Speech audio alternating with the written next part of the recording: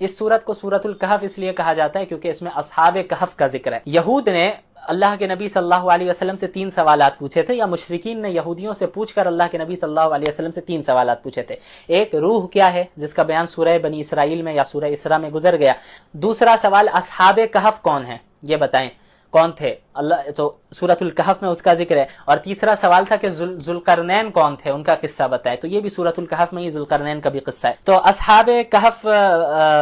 کہ جب یہ سوالات اللہ کے نبی صلی اللہ علیہ وسلم سے کیے گئے تو آپ صلی اللہ علیہ وسلم نے فرمایا تھا کہ میں کل بتاؤں گا، کیونکہ وہی آنے کا انتظار تھا آپ کو کہ بھئی آپ کو تو نہیں معلوم تھا کہ روح کیا ہے، اصحاب کہف کون تھے، ذوالقرنین کون تھے، یہ تو وحی کے ذریعے اللہ تعالیٰ بیان کرتے تھے، بتاتے تھے۔ تو اللہ کے نبی نے ان لوگوں سے کہا کہ میں کل بتاؤں گا، آپ کو انتظار تھا کہ وحی آتی، لیکن آپ صلی اللہ علیہ وسلم انشاءاللہ کہنا بھول گئے، تو وحی جو ہے کچھ دنوں تک آنا بند ہو گئی۔ پھر بعد میں جب وحی نازل ہوئی تو اللہ نے فرمایا کہ آپ جب بھی یہ کہیں کہ میں کل کوئی کام کرنے والا ہوں، آئندہ کوئی کام کرنے والا ہوں، تو ساتھ میں انشاءاللہ بھی کہیں۔ تو آپ صلی اللہ علیہ وسلم کے ذریعے پوری امت کو یہ تعلیم دینا مقصود تھا کہ کسی بھی کام جو آپ کو فیوچر میں کرنا ہو اس کے ساتھ انشاءاللہ کہیں، تب اللہ کی مدد بھی ساتھ میں رہتی ہے۔ تو اس صورت میں اصحاب کہف سے ہی ان کا ذکر شروع ہوتا ہے۔ ایک ظالم اور مشرک بادشاہ تھا جو شرک بھی کیا کرتا تھا، لوگوں سے شرک کروایا کرتا تھا، لیکن ان کی حکومت میں، اس بادشاہ کی، ظالم بادشاہ کی حکومت میں چند ایسے نوجوان تھے جو توحید پرست تھے، توحید کے ماننے والے تھے، ایک اللہ کی عبادت کرنے والے تھے، ایک اللہ کو ماننے والے تھے، توحید کے قائل تھے۔ تو یہ بادشاہ ان توحید موحد نوجوانوں کو پریشان کیا کرتا تھا، کیونکہ وہ چاہتا تھا یہ مشرک بن جائے۔ تو ان موحد نوجوانوں نے کیا کیا، یہ لوگ ایک غار میں جا کر چھپ گئے کہ بادشاہ قتل نہ کر دے، ہمیں نقصان نہ پہنچائے، ایک غار میں جا کر چھپ گئے۔ وہاں اللہ تعالیٰ نے ان پر نیند طاری کر دی، اور تقریباً 309 سال تک اللہ تعالیٰ نے اپنی قدرت سے انہیں سلائے رکھا۔ اللہ تعالیٰ نے فرمایا کہ وَتَرَى الشَّمْسَ إِذَا طَلَعَتْ تَزَاوَرُ عَنْ كَهْفِهِمْ ذَاتَ اليمین وَإِذَا غَرَبَتْ تَقْرِضُهُمْ ذَاتَ الشِّمَالِ وَهُمْ فِي فَجْوَةٍ مِّن ذَلِكَ مِنْ آیَاتِ اللَّهِ۔ غار اور جو کیو ہے وہ اس کی صورت بھی اس طرح تھی کہ ہوا آنے کی پوری جگہ وہاں پہ تھی، اور جب سورج طلوع ہوتا تو دائیں طرف روشنی پڑتی، اندر غار کے اندر دائیں حصے میں روشنی پڑتی، جب غروب ہوتا تو بائیں حصے میں روشنی پڑتی، اور وہ لوگ بیچ میں بالکل سوئے ہوئے تھے، یعنی ڈائریکٹ دھوپ ان کے جسم پر نہیں پڑ رہی تھی۔ تو اللہ تعالیٰ نے ان کے جسم کی حفاظت کی اور ان کے سانس لینے کا بھی انتظام کیا، اور 309 سال تک وہ لوگ اسی طرح سوتے رہے۔ پھر کیا ہوا کہ بیدار جب ہوئے اتنے سالوں کے بعد، تو ایک دوسرے سے سوال کرنے لگے، کم لبثتم، کہ آپ تم لوگ کتنے دن رہے یہاں پر، یعنی کتنے دیر سے ہم لوگ سو رہے ہیں یہاں پر۔ تو کسی نے کہا، ان میں سے ان لوگوں نے کہا لبثنا یوما او بعض یوم، ہم شاید ایک دن یا کچھ گھنٹے ہی سوئے ہیں۔ تو پھر انہیں تو معلوم نہیں تھا اتنے سال گزر گئے، تو انہوں نے کیا کہا کہ بھائی ایک ساتھی کو بھیجا کہ آپ جائیں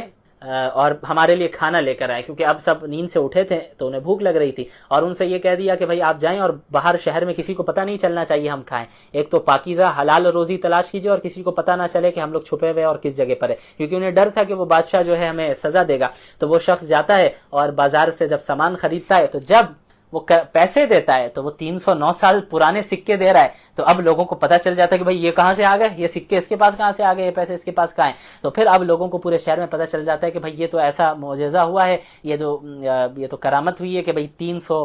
سال سے زائد ہو گئے ہیں، ابھی تک یہ لوگ زندہ ہے اور یہ لوگ سو رہے تھے۔ اور اللہ کی قدرت دیکھیں کہ وہ جو بادشاہ تھا جن کے ڈر سے یہ لوگ چھپے تھے، وہ تو موت بھی آ گئی اس کو اور ختم بھی ہو گیا، ظاہر ہے 309 سال گزر گئے، اس کی حکومت بھی ختم۔ اور اب جب یہ بیدار ہوئے تو اس حکومت میں بیدار ہوئے ہیں جس حکومت کا بادشاہ موحد تھا اور توحید کا قائل تھا۔ تو اس بادشاہ کو جب پتہ چلا کہ ایسے توحید کے ماننے والے لوگ ہیں تو ان کو بلاتا ہے وہ، اور ان کا مکمل اکرام کرتا ہے، اعزاز کرتا ہے۔ بہرحال اصحاب کہف کی تعداد کتنی تھی، تو اللہ نے فرمایا کہ قل ربی اعلم بعدتہم، یہ ٹھیک علم تو اللہ ہی کے پاس ہے کہ وہ نوجوانوں کی تعداد کتنی تھی، لیکن مختلف روایتوں سے معلوم چلتا ہے، حضرت عبداللہ بن عباس رضی اللہ عنہ نے بھی جیسا فرمایا کہ ان کی تعداد 7 تھی۔ اس کے بعد 2 آدمیوں کا قصہ ہے آیت نمبر 32 میں، وَضْرِبْ لَهُم مَثَلَ الرَّجُلَيْنِ جَعَلْنَا لِأَحَدِهِمَا جَنَّتَيْنِ مِنْ أَعْنَابٍ وَحَفَفْنَاهُمَا بِنَخْلٍ وَجَعَلْنَا بَيْنَهُمَا زَرْعًا۔ 2 آدمی تھے، ایک کے پاس مال و دولت سے کی ایک کے اندر محبت آ جاتی ہے، اور وہ اللہ کا یعنی اللہ کی نافرمانی کرتا ہے اور مال و دولت کو ہی سب کچھ سمجھنے لگتا ہے، اور ایک دوسرا شخص ہے جو دیندار تھا، اس نے اپنے مال کو اللہ کے راستے میں خرچ کیا، تو وہ مومن بندہ اس کو سمجھایا کرتا تھا کہ بھئی تم صرف مال و دولت سے ہی محبت کرتے ہو، اسے ہی تم نے سب کچھ سمجھ لیا ہے، حالانکہ تمہاری حیثیت کیا تھی، تم تو ایک نطفے سے اللہ نے تمہیں بتایا اللہ کے ساتھ شرک نہ کرو، اللہ کی اطاعت کرو، لیکن وہ نہیں مانتا تھا، اور اسے لگتا تھا کہ اس کا مال و دولت جو ہے کبھی ختم نہیں ہونے والی ہے، اس کے پاس جو مال ہے دولت ہے وہ ہمیشہ رہے گی۔ تو پھر یہی معاملہ رہا کہ آخر میں اس وقت اسے احساس ہوا کہ جب اللہ تعالیٰ نے ان تمام نعمتوں کو اس شخص سے چھین لیا۔ اس کے بعد آیت نمبر 46 میں اللہ نے فرمایا المال والبنون زینت الحیات الدنیا، کہ یہ جو مال ہے اور دنیاوی مال ہے، اولاد ہے، یہ سب تو دنیا کی زینت ہے، یعنی یہ اس کو بقا حاصل نہیں ہے، یہ چیزیں ایک دن ختم ہوگی، مال و دولت ختم ہوگی، اولاد ختم ہو جائے گی اور ساری رشتہ داریاں اور ساری مخلوقات ختم ہو جائیں گی، لیکن جو چیز باقی رہنے والی ہے وہ اللہ کے نزدیک بہتر ہے ثواب کے اعتبار سے بھی، اور وہ باقی رہنے والی چیز کیا ہے؟ وہ انسان کے اچھے اعمال ہیں۔ لہٰذا اچھے اعمال سے دل لگانا چاہیے، اچھے اعمال میں اپنے آپ کو مصروف رکھنا چاہیے، یہ ہمیشہ ہمیشہ باقی رہنے والے، باقی مال دولت تو کب ختم ہو جائے پتہ ہی نہ چلے۔ آیت نمبر 60 سے حضرت موسیٰ علیہ السلام اور حضرت خضر علیہ السلام کا قصہ ذکر کیا گیا ہے۔ وَإِذْ قَالَ مُوسَىٰ لِفَتَاهُ لَا أَبْرَحُ حَتَّىٰ أَبْلُغَ مَجْمَعَ الْبَحْرَيْنِ أَوْ أَمْضِيَ حُقُبًا۔ ہوا یہ کہ ایک شخص نے حضرت موسیٰ علیہ السلام سے یہ سوال کیا کہ سب سے زیادہ علم رکھنے والا اس وقت کون ہے دنیا میں، سب سے زیادہ علم رکھنے والا؟ تو حضرت موسیٰ علیہ السلام نے فرمایا کہ میں، حالانکہ انہوں نے حقیقت کے مطابق ہی بات کہی، یعنی کوئی غلط بات اس اعتبار سے نہیں کہی کہ یہ ان کے اندر الیاذ باللہ تکبر ہو، نبی تو ان چیزوں سے پاک ہے، معصوم ہے، تو انہوں نے حقیقت کے اعتبار سے ہی بات کہی کہ میں سب سے زیادہ علم والا ہوں۔ کیوں؟ کیونکہ وہ نبی تھے، اور جو نبی ہوتے ہیں انہی کے پاس سب سے زیادہ علم ہوتا ہے۔ لیکن پھر بھی اللہ تعالیٰ کو یہ بات پسند نہیں آئی کہ حضرت موسیٰ کو چاہیے تھا کہ وہ ڈائریکٹ یہ کہتے ہیں کہ اللہ رب العالمین بہتر جانتا ہے۔ تو اللہ رب العالمین نے حضرت موسیٰ علیہ السلام کو حکم دیا کہ میرا ایک بندہ ہے خضر، اس کے پاس جاؤ اور اس سے علم حاصل کرو، اور اللہ تعالیٰ نے فرما دیا اس سے ملاقات ایسی جگہ پر ہوگی جہاں دو دریا ملتے ہیں، وہاں پر حضرت موسیٰ علیہ السلام روانہ ہوتے ہیں پھر، اور حضرت خضر کے پاس پہنچتے ہیں، اور ان کے پاس پہنچنے کے بعد انہیں بتاتے ہیں کہ میں کیوں آیا ہوں، اور پھر ان سے کہتے ہیں کہ آپ کے پاس جو علم ہے اللہ نے دیا ہے اس سے مجھے سکھائیے۔ تو حضرت خضر کہتے ہیں کہ ہم اس شرط میں سکھائیں گے کہ تم میرے ساتھ رہو، لیکن جب تک میں جو کچھ بھی کروں گا تم مجھ سے سوال نہیں کرو گے کہ میں نے ایسا کیوں کیا، جب تک کہ میں خود تمہیں نہ بتاؤں کہ میں نے کیوں کیا، تمہیں سوال نہیں کرنا ہے، تم سوال کرنے لگو گے تو پھر ہم الگ ہو جائیں گے، ہم نہیں سکھائیں گے، ہم ساتھ میں سفر نہیں کریں گے۔ بہرحال سفر شروع ہوتا ہے تو حضرت خضر علیہ السلام 3 کام کرتے ہیں، یہ سب سوار ہوتے ہیں ایک کشتی پر، تو حضرت خضر اٹھ کر اس کشتی کا ایک تختہ توڑ دیتے ہیں تو حضرت موسیٰ علیہ السلام کو تعجب ہوتا ہے کہ بھائی یہ کیا کیا، آپ کیا اس کو ڈبانا چاہتے ہیں، اس کشتی کو، کشتی والوں کو ڈبانا چاہتے ہیں، اس کے کشتی کو نقصان پہنچایا؟ تو حضرت خضر کہتے ہیں کہ بھائی میں نے کہا تھا تمہیں کہ میں کوئی کام کروں گا آپ کو نہیں روکنا ہے، لیکن آپ نے ٹوکا، اس لیے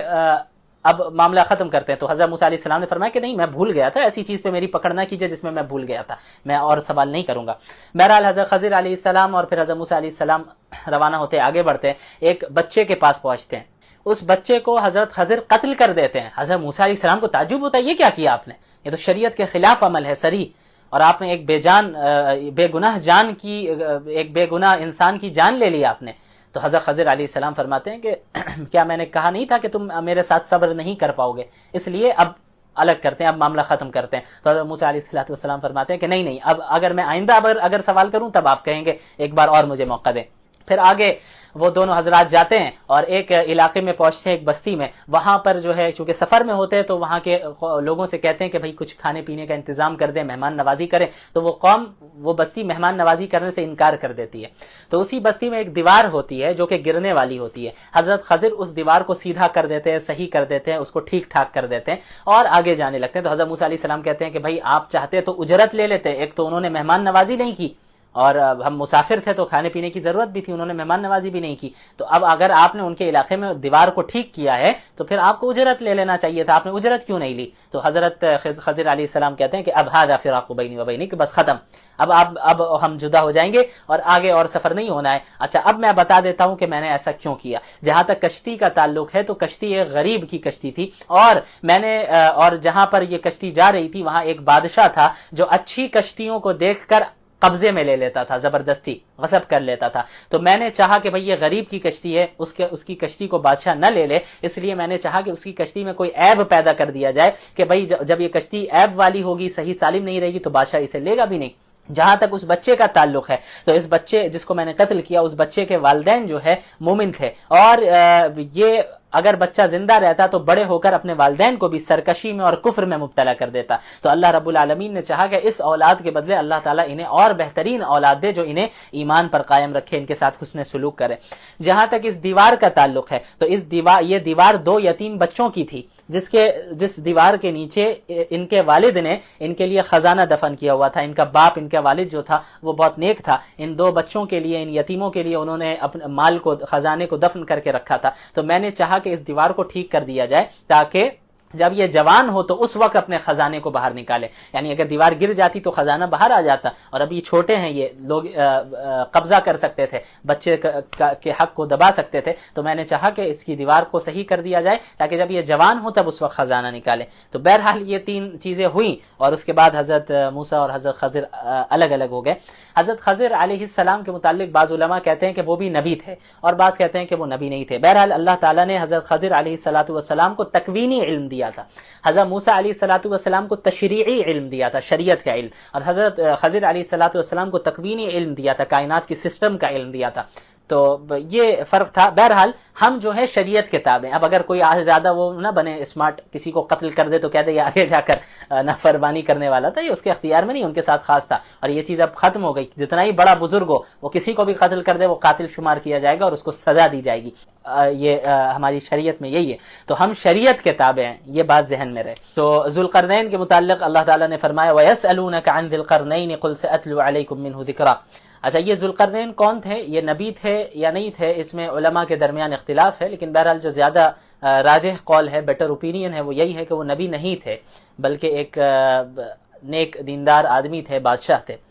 ان کے متعلق میں مختصراً بس یہ بتاتا چلوں, زیادہ تفصیل میں نہیں جاؤں گا. یہ ایسے شخص تھے جنہوں نے پوری دنیا کا سفر کیا تھا, مشرق میں بھی سفر کیا, مغرب میں بھی سفر کیا, اور ہر طرف گئے. تو اسی طرح سفر کرتے کرتے وہ ایک علاقے میں پہنچے, ایک جگہ پہ گئے جہاں کے لوگوں سے انہوں نے بات کی تو ان کی زبان بھی الگ تھی, تو ان کی زبان بھی صحیح سے سمجھ میں نہیں آ رہی تھی. لیکن وہاں کے لوگوں نے حضرت ذوالقرنین کو بتایا کہ ہم یاجوج ماجوج سے پریشان ہیں. یعنی یہ جو وادی ہے, 2 پہاڑوں کے درمیان جو راستہ ہے, وہاں سے وہ آتے ہیں اور یہاں فساد پھیلا کر چلے جاتے ہیں اور تکلیف پہنچاتے ہیں ہم لوگوں کو. تو آپ کو ہم چند پیسے دیں گے, اس کے بدلے آپ اس پہاڑوں کے درمیان جو راستہ ہے اسے بند کر دیں. تو حضرت ذوالقرنین ان سے کہتے ہیں کہ مجھے پیسے کی ضرورت نہیں, اللہ نے مجھے جو دیا ہے وہ بہتر ہے, تم مجھے افرادی طور پر میری مدد کرو, جسمانی قوت کے ساتھ تم میری مدد کرو, میں تمہارے لیے یہ کام کر دوں گا. تو پھر حضرت ذوالقرنین نے دونوں پہاڑوں کے درمیان جو راستہ تھا اس کو لوہے کے تختوں سے اور پگھلے ہوئے سیسے کے ذریعے مضبوطی کے ساتھ اسے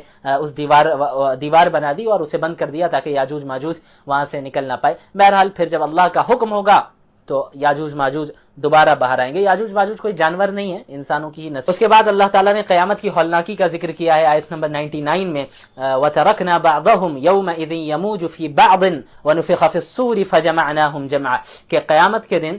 سور جب پھونکا جائے گا تو اس وقت قیامت کی ہولناکی کی وجہ سے لوگ ایک دوسرے پر چڑھے جا رہے ہوں گے, ایک دوسرے سے ٹکرا رہے ہوں گے. بدحواسی کے عالم میں ایسا معاملہ ہوگا, اتنا خوف طاری ہو جائے گا کہ سب ایک دوسرے سے ٹکرا رہے ہوں گے. اللہ نے اس کا ذکر کیا. اور پھر اللہ تعالیٰ نے آیت نمبر 109 میں اپنی صفات کا اور اپنے کمالات کا ذکر کیا کہ قُلْ لَوْ كَانَ الْبَحْرُ مِدَادًا لِكَلِمَاتِ رَبِّي لنفد البحر قبل ان تنفد كلمات ربي ولو جئنا بمثله مددا. کہ اللہ کی جو قدرت ہے, اللہ کی جو صفات ہے, اللہ کی جو کمالات ہیں وہ ان لمیٹڈ ہیں. یعنی اگر آپ تمام سمندر کو تمام اوشنز کو انک بنا لیں اور اس کے ذریعے سے آپ اللہ کے کمالات کو, صفات کو, اللہ کی قدرت کو لکھنے لگے تو وہ پانی کم پڑ جائے, وہ انک کم پڑ جائے اور سارے سمندر خشک ہو جائے, لیکن اللہ کے کمالات تب بھی باقی رہیں گے, ختم نہیں ہوں گے. اس کے بعد اخیر میں اللہ کے نبی صلی اللہ علیہ وسلم کو کہا گیا کہ آپ کہہ دیجئے کہ آپ بھی میں بھی تمہاری طرح ایک انسان ہوں, بس فرق یہ ہے کہ میرے اوپر وحی نازل ہوتی ہے. قل انما انا بشر مثلکم یوحی الی انما الہکم الہ واحد. کہ تمہارا ایک خدا ہے, بس اس کی اطاعت کرو, اسے مانو. فمن کان یرجو لقاء ربی. تو اب جو کوئی مومن ہے, اللہ سے ملاقات کی وہ امید رکھتا ہے اور یقین رکھتا ہے, اسے چاہیے کہ فلیعمل عملا صالحا, کہ نیک اعمال کرتا رہے کنسسٹنسی کے ساتھ. ولا یشرک بعبادت ربہ احدا. اور عبادت میں اللہ رب العالمین کی عبادت میں کسی اور کو شریک نہ ٹھہرائے, شرک نہ کرے. یعنی ایمان بھی صحیح ہو اس کا, عقائد بھی اس کے صحیح ہو, اور جو اعمال ہوں وہ بھی شریعت کے مطابق ہو اور اچھی نیت کے ساتھ ہو. تو ایسا شخص انشاءاللہ کامیاب ہوگا. حضرت ابو ہریرہ رضی اللہ تعالی عنہ سے روایت ہے کہ رسول اللہ صلی اللہ علیہ وسلم نے ارشاد فرمایا کہ جمعے کے دن ایک ایسی گھڑی ہے، ایک ایسا وقت ہے کہ اگر اس وقت کوئی مسلمان اللہ تعالیٰ سے خیر کی دعا اور جائز دعا مانگتا ہے تو اللہ تعالیٰ اس کی دعا کو ضرور بالضرور قبول فرماتے ہیں۔ اور اللہ کے نبی صلی اللہ علیہ وسلم نے اپنی انگلیوں کے اشارے سے فرمایا کہ وہ وقت بہت مختصر سا ہے، بہت تھوڑا سا ہے۔ اب وہ وقت کون سا ہے، اس میں علماء کے درمیان اختلاف ہے، لیکن جو سب سے راجح قول ہے اور سب سے بہتر اوپینین ہے وہ یہ ہے کہ وہ وقت عصر سے لے کر مغرب کے درمیان ہے، لہٰذا اس وقت کو ضائع نہ کریں اور کثرت سے اللہ تعالیٰ سے دعا کریں، اپنے لیے، اپنے گھر والوں کے لیے اور پوری امت کے لیے۔ رسول اللہ صلی اللہ علیہ وسلم نے فرمایا کہ جمعے کا دن تمہارے دنوں میں سب سے افضل دن ہے، لہٰذا اس دن کثرت سے میرے اوپر درود و سلام بھیجا کرو، کیونکہ تمہارے درود و سلام مجھے پہنچائے جاتے ہیں۔ اللہ کے رسول صلی اللہ علیہ وسلم کی شخصیت ایک ایسی شخصیت ہے، محبت کا جو جذبہ مسلمانوں کے اندر ہے یہ کوئی چھپا ہوا نہیں ہے، بلکہ شاید ہی کوئی اللہ کے رسول صلی اللہ علیہ وسلم جیسی شخصیت ہو جن سے کسی خاص قوم یا کسی خاص طبقے کا اتنا گہرا تعلق ہو اور اتنی گہری محبت ہو جتنا مسلمانوں کو ہے اللہ کے رسول صلی اللہ علیہ وسلم سے۔ تو آپ صلی اللہ علیہ وسلم سے محبت اور اس محبت کا جذبہ جو ہم رکھتے ہیں وہ ربیع الاول کے ساتھ محدود نہیں ہے، یعنی ایسا نہیں ہے کہ ہم اللہ کے نبی صلی اللہ علیہ وسلم سے محبت صرف ربیع الاول میں کرتے ہیں، بلکہ ہم پوری زندگی، ہر مہینے، ہر لمحے اللہ کے رسول صلی اللہ علیہ وسلم سے ایک تعلق رکھتے ہیں اور ان سے محبت اور عقیدت رکھتے ہیں۔ ربیع الاول میں چونکہ اس مہینے کا آپ صلی اللہ علیہ وسلم کی زندگی سے ایک خاص تعلق ہے، تو رسول اللہ صلی اللہ علیہ وسلم کی سیرت، ان کی زندگی کا تذکرہ زیادہ کیا جاتا ہے، بس یہ فرق ہے۔ اور آپ صلی اللہ علیہ وسلم سے جو ہم محبت بھی کرتے ہیں وہ محض جذبات کی بنیاد پہ نہیں کرتے ہیں، وہ محبت صرف جذباتی محبت نہیں ہے بلکہ وہ محبت عقلی محبت ہے۔ عقلی بنیادوں پر لاجیکلی یہ چیز ہے کہ ہم اللہ کے نبی صلی اللہ علیہ وسلم سے محبت کرتے ہیں، عقل کا تقاضا ہے کہ ہم اللہ کے نبی صلی اللہ علیہ وسلم سے محبت کریں۔ کیونکہ آپ اگر دنیا والوں کو دیکھیں کہ ایک شخص دوسرے سے محبت کیوں کرتا ہے، اس کی کیا وجوہات ہیں، کیا اسباب ہیں، تو بنیادی طور پر 3 ریزنز ہمیں نظر آئیں گی۔ 3 وجوہات ایسی ہیں جن کی بنیاد پر اس دنیا میں کسی دنیا کے دوسرے ہی شخص سے محبت کی جاتی ہے۔ وہ 3 ریزنز کیا ہیں، 3 وجوہات کیا ہیں؟ سب سے پہلی وجہ ہے کہ جس سے محبت کی جا رہی ہے اس سے ہم نے محبت اس کے احسان کی بنیاد پہ کیا، کہ کسی شخص نے کسی دوسرے پر احسان کیا ہوا ہے تو جس پر احسان کیا گیا اسے ایک عقیدت ہو گئی، ایک محبت اس شخص سے جس نے اس کے اوپر احسان کیا ہے۔ دوسری وجہ کیا ہوتی ہے کہ ہم کسی کے اخلاق سے اور اس کے کردار سے متاثر ہو کر اس سے محبت کرنے لگتے ہیں، اس کے کیریکٹر سے متاثر ہو کر ہم محبت کرنے لگتے ہیں، یہ دوسری وجہ ہوئی۔ اور تیسری وجہ کیا ہے کہ ہم سامنے والے کی خوبصورتی کو دیکھ کر اس سے محبت کرنے لگتے ہیں۔ یہ 3 بنیادی وجوہات ہیں کہ اس دنیا میں ان وجوہات میں سے کسی ایک وجہ سے یا زیادہ سے زیادہ 2 وجہ سے، بہت کم ایسے سچویشنز ہیں جہاں پر تینوں وجہ پائی جائے اور اس سے انسان محبت کرتا ہے۔ تو اب ہم ان تینوں چیزوں کو رسول اللہ صلی اللہ علیہ وسلم کی زندگی میں دیکھتے ہیں، اور جب ہم اللہ کے نبی صلی اللہ علیہ وسلم کی زندگی کا مطالعہ کرتے ہیں اور ان کی شخصیت کو دیکھتے ہیں اور جانتے ہیں تو ہمیں معلوم چلتا ہے کہ رسول اللہ صلی اللہ علیہ وسلم کی ذات میں یہ تینوں چیزیں بیک وقت موجود ہیں، ایٹ اے ٹائم یہ تینوں ریزنز موجود ہیں اور بدرجہ اتم موجود ہیں۔ مثال کے طور پر سب سے پہلی جو ریزن ہم نے بتائی وہ ہے احسان۔ کوئی کسی پر احسان کرے تو ہمیں اس سے محبت ہوتی ہے۔ اب آپ مجھے یہ بتائیں